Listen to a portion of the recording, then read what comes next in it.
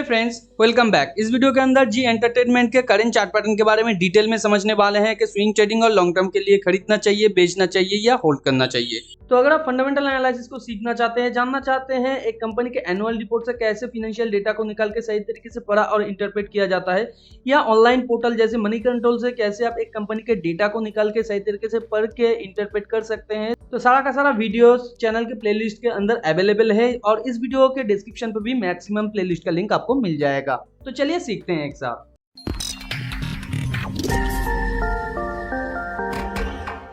जैसे कि आप स्क्रीन पे देख पा रहे हैं, जी एंटरटेनमेंट लिमिटेड का ये वनडे का चार्ट है। वनडे के चार्ट में ये एक बुल फ्लैग की तरह काम कर रहा था, यानी कि यहाँ से इसने एक स्पाइक किया जो था एक बुल ट्रेंड का, और उसके बाद एक चैनल को क्रिएट किया, यानी एक स्पाइक एंड चैनल का फॉर्मेशन था। और जनरली एक स्पाइक एंड चैनल का चैनल जहाँ से स्टार्ट होता है, प्राइस बाद में वहाँ तक आने की कोशिश करता है, तो यहाँ पे इसने चैनल के बॉटम को टच किया, उसके बाद ये और भी नीचे आया। तो ये जो यहाँ से यहाँ तक नीचे आया था, तो ये एक वेज का भी फॉर्मेशन था। इसके बीच में मल्टीपल वेज का फॉर्मेशन हुआ है, मगर एक बिग वेज का फॉर्मेशन यहाँ पे हुआ है, जहाँ पे ये था इसका फर्स्ट स्पाइक, यहाँ पे सेकंड और यहाँ पे थर्ड हम लोग मान लेते हैं। उसके बाद ये थोड़ा सा ऊपर जाके यहाँ पे डबल बॉटम क्रिएट करने की कोशिश किया था और फिर यहाँ से ऊपर जाने की कोशिश किया था। हालांकि ये एक प्रॉपर वेज का फॉर्मेशन नहीं है, क्योंकि वेज के फॉर्मेशन में हम लोगों को क्लियरली डबल बॉटम वगैरह दिखता है, यानी कि यहाँ पे भी आप कह सकते हैं 1 स्पाइक 2 स्पाइक 3 स्पाइक के साथ ये नीचे आया, थोड़ा सा ऊपर जाने की कोशिश किया और यहाँ पे डबल बॉटम क्रिएट करके फिर ऊपर जाने की कोशिश कर रहा था, मगर यहाँ पे ये वेज फेल हो गया है। तो इसलिए ये एक बिग वेज के फॉर्मेशन के अंदर कन्वर्ट हो गया है और इसे हम लोग एक बिग वेज ही कहेंगे। और जनरली एक वेज कंप्लीट होने के बाद, यानी 3 लेग कंप्लीट होने के बाद जब वो ऊपर जाने की कोशिश करता है डबल बॉटम से, वहां पे जनरली 2 लेग फॉर्मेशन के साथ जहां से वो वेज स्टार्ट हुआ था उसके 80% रेडिएशंस के अंदर प्राइस फिर से जाने की कोशिश करता है। और फर्दर अगर शेयर के अंदर यानी टेक्निकल के अंदर अच्छा खासा स्ट्रांगनेस है, तो वो फर्दर ऊपर की तरफ जा सकता है या नीचे की तरफ भी जा सकता है। तो यहाँ से ये डबल बॉटम के साथ ऊपर जाने की कोशिश किया है, अच्छा खासा स्ट्रांग ट्रेंड था और यहाँ पे भी ये एक वेज के फॉर्मेशन में नीचे आने की कोशिश किया है। हालांकि यहाँ पे ये एक चैनल के थ्रू मूव कर रहा था और चैनल को यहाँ पे इसने ब्रेक किया है फर्स्ट टाइम, और फर्स्ट टाइम ब्रेक करने के बाद ऊपर की तरफ ये थोड़ा सा पुल बैक करने की कोशिश किया है। और अब जानते हैं जब कोई चैनल ब्रेकआउट होता है फर्स्ट टाइम, तो एग्जिस्टिंग ट्रेंड के अंदर प्राइस मोर देन 80% केसेस में वो चला जाता है चैनल के अंदर। तो यहाँ पे चैनल के अंदर प्राइस चला गया, फिर नीचे की तरफ इसने ब्रेकआउट किया है यहाँ से, और ब्रेकआउट करने के बाद थोड़ा सा पुल बैक करने की कोशिश किया है जो था ब्रेकआउट पुल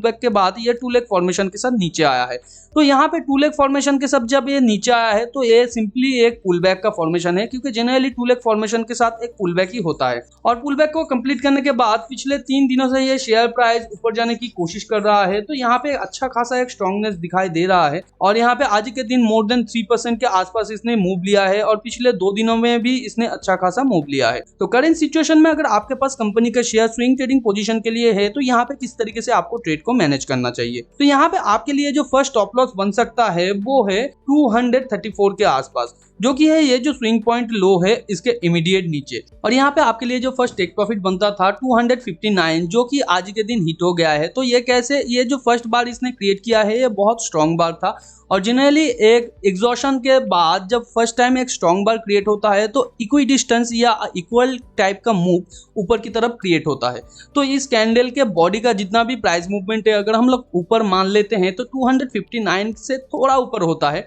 तो इसलिए कंजर्वेटिव वे से, यानी 260 का नंबर एक राउंड नंबर होता है, इसलिए इसके थोड़ा नीचे 259 के आसपास हम लोग अगर टेक प्रॉफिट रखते तो आज के दिन वो हिट हो जाता। और उसके बाद सेकेंड जो यहाँ पे टेक प्रॉफिट मिल सकता है, यहाँ से ये जो ग्रीन बार इसने क्रिएट किया है इसका बॉडी का जो बॉटम पॉइंट है और आज के दिन का जो क्लोजिंग है उसके प्राइस मूवमेंट जितना हुआ है ऊपर, अगर हम लोग उतना ही प्राइस मूवमेंट मान लेते हैं तो 280 के थोड़ा ऊपर होता है। कंजर्वेटिव वे से 278 का हम लोग अगर प्राइस टारगेट रखते हैं तो आने वाले टाइम पे वो भी हिट होने का चांसेस रखता है। थर्ड जो यहाँ पे टेक प्रॉफिट आपको मिल सकता है, ऊपर आप देख सकते हैं इसने एक चैनल को क्रिएट किया है जो था एक ट्रेडिंग रेंज का चैनल, और जब जनरली एक चैनल से ब्रेकआउट होता है, मैंने कहा है एग्जिस्टिंग चैनल के अंदर वो जाने की कोशिश करता है। तो ये सिर्फ मैं नहीं कह रहा हूँ, ये मार्केट का डेटा है, है। अब जब भी किसी भी चैनल को एनालिसिस करेंगे आप देखेंगे चैनल को ब्रेकआउट करने के बाद वो इक्विडिस्टेंस मूव बैक लेता है, यानी यहाँ से यहाँ तक का जितना भी चैनल का मूवमेंट है नीचे उतना ही क्रिएट हुआ है,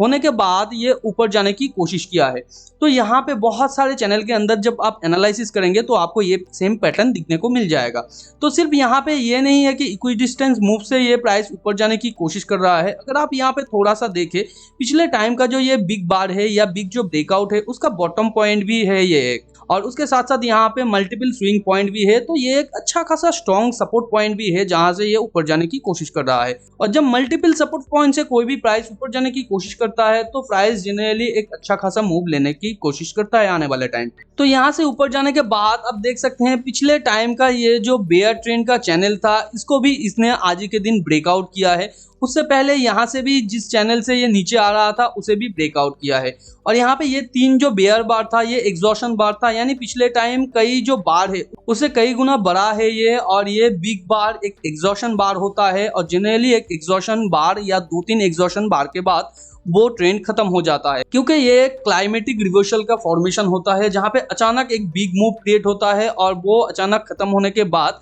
एग्जिस्टिंग ट्रेंड जिस तरीके से चल रहा था उसके अंदर चला जाता है। तो यहाँ से चैनल को ब्रेकआउट किया है, ब्रेकआउट के बाद इक्विडिस्टेंस मूव चैनल का लिया है, उसके बाद ये ऊपर जाने की कोशिश कर रहा है। तो मल्टीपल सपोर्ट पॉइंट है और प्राइस आने वाले टाइम पे ये ऊपर का जो चैनल का ट्रेंड लाइन है यहाँ तक जाने की ये प्रोबेबिलिटी रखता है, या ऊपर का जो ये लाइन है यहाँ पे जाने का ये प्रोबेबिलिटी रखता है। तो उस हिसाब से थर्ड जो आपके लिए यहाँ पे टेक प्रॉफिट हो सकता है 283 या 285 के थोड़ा ऊपर, मगर कंजर्वेटिव वे से हम लोग 283 यहाँ पे मान लेते हैं। तो यहाँ पे अगर आपके पास कंपनी का शेयर है, नेक्स्ट ये जो पॉइंट्स है इसके पॉइंट से अगर ये रिवर्सल का कोई भी पैटर्न क्रिएट करता है तो वहां से भी आपको एग्जिट कर देना है। जैसे कि यहाँ पे आप देख सकते हैं एक डबल टॉप का पैटर्न या एक बिग बार 2 बिग बार यहाँ पे क्रिएट करता है ऊपर बड़ा बड़ा ट्रेल के साथ, तो वहां से भी आपको एग्जिट कर देना है जैसे कि इसने यहाँ पे क्रिएट किया है। तो ये सारा का सारा रिवर्सल का पैटर्न होता है। या आपको जब भी लगता है कि कंपनी का शेयर प्राइस आने वाले टाइम पे नीचे आ सकता है,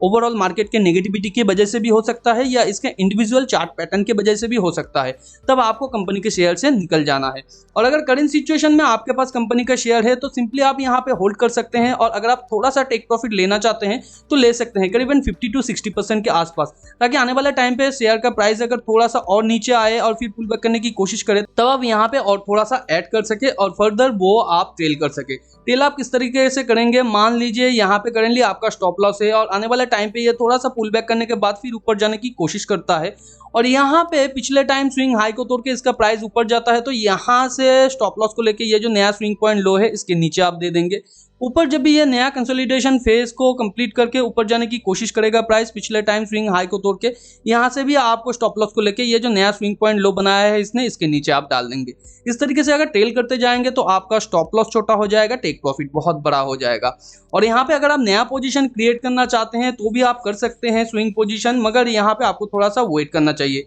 क्योंकि यहाँ पे आपको 255 के आसपास आपको शेयर का प्राइस मिल सकता है, मगर यहाँ पे जब शेयर का प्राइस 255 के आसपास आएगा तब आपको खरीदना नहीं है। यहाँ पे ये थोड़ा सा पुल बैक भी कर सकता है। पुल बैक के बाद जब ये ऊपर जाने की कोशिश करेगा, छोटा छोटा 2 बुल कैंडल क्रिएट करेगा, तब आपको वहाँ पे पोजीशन लेना है स्विंग पोजीशन। और ये जो मैंने टेक प्रॉफिट का पॉइंट बताया है वहाँ पे भी आप टेक प्रॉफिट का पॉइंट रख सकते हैं या टारगेट रख सकते हैं। और यहाँ पे ये थोड़ा सा पुल बैक करने के बाद अगर एक बिग स्ट्रॉन्ग बुल बार क्रिएट करता है, अगर उसके हाई के आसपास उसका क्लोजिंग होता है, जैसे कि ये वाला बार आप देखिए इस तरीके का कोई बार क्रिएट करता है, तो वहां पे भी आप पोजीशन ले सकते हैं क्योंकि वहां पे भी एक बुलिशनेस का प्रोबेबिलिटी है और प्राइस फर्दर ऊपर जाने का प्रोबेबिलिटी वो रखता है। तो करंट सिचुएशन में आपके लिए वेट एंड वॉच करना ही बेहतर रहेगा क्योंकि ये शेयर का प्राइस आपको और बेटर प्राइस में भी मिल सकता है। अगर आपके पास ऑलरेडी शेयर है तो आप 50% लेके बाकी 50% यहाँ पे ट्रेल कर सकते हैं। और अगर कंपनी के अंदर आप लॉन्ग टाइम के लिए इन्वेस्टेड थे तो कंपनी के फंडामेंटल को समझिए, उसके साथ साथ फिनेंशियल को देखिए, क्वार्टर ऑन क्वार्टर इसका रिजल्ट इंप्रूव हो रहा है कि नहीं। उसके बाद मैनेजमेंट एनालिसिस कीजिए, वहां पे अगर सब कुछ ठीक रहता है तो एज पर चार्ट एनालिसिस जिस तरीके से मैंने कहा है आप स्विंग वालों की तरह पोजीशन ले सकते हैं ताकि आपको स्टार्टिंग से थोड़ा सा प्रॉफिट दिखता रहे। और जिनके पास ऑलरेडी कंपनी का शेयर है लॉन्ग टर्म के लिए उन्हें भी मैं सेम चीज़ ही कहूँगा, फंडामेंटल फिनेंशियल दोनों को आप देखिए, उसके बाद ही आप होल्ड करते रहिए ताकि फ्यूचर में अगर कहीं भी निकलने का टाइम हो आप अच्छे तरीके से वहां से निकल जा सके ताकि बड़े लॉस के हाथ से आप बच सके। टेलीग्राम चैनल को भी ज्वाइन करके रखिए, क्योंकि अचानक अगर कोई भी अपॉर्चुनिटी इमर्ज होता है तो वहाँ पे ही पहले अपडेट दिया जाता है, क्योंकि वीडियो बनाना बहुत ज़्यादा टाइम कंज्यूमिंग हो जाता है। टेलीग्राम चैनल का लिंक नीचे डिस्क्रिप्शन पे दिया हुआ है, आप जाकर ज्वाइन करके रख सकते हैं। मिलते हैं अगले वीडियो पर, तब तक के लिए अपना बहुत ज़्यादा ध्यान रखिए। Thanks for watching and happy investing.